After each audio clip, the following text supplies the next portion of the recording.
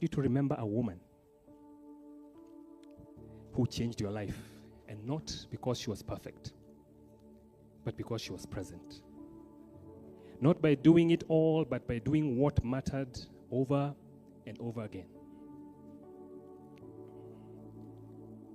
I want you to think about a woman like that. For me, it was my mother. I owe so much to my mother,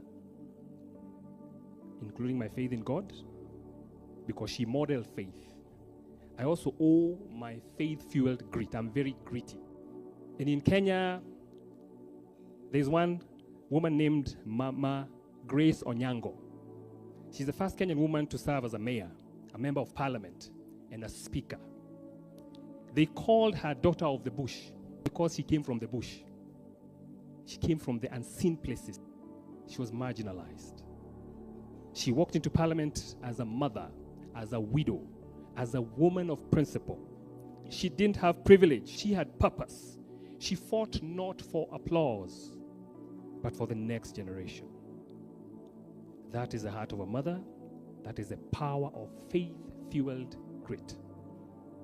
In Nigeria, we have Mama Janet Ekundayo. I had to practice that one, by the way. She never bore a child of her own, but she raised 500 orphans, often called the Mother Teresa of Africa.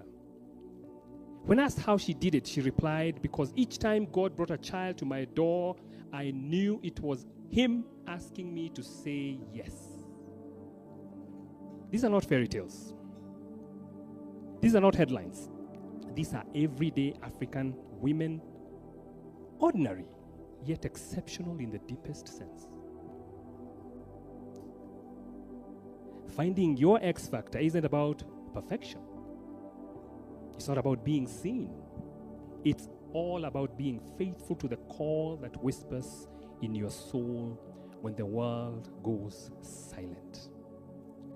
To the mothers in this room, may you never underestimate the eternal power of your presence, your prayers, your quiet sacrifices, and your everyday faithfulness.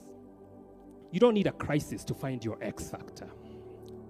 You only need a cause greater than your comfort. You only need to say yes to your story, your purpose, your next right step. Wangari Maathai said, "The little things citizens do can make a difference. That is what will make a difference."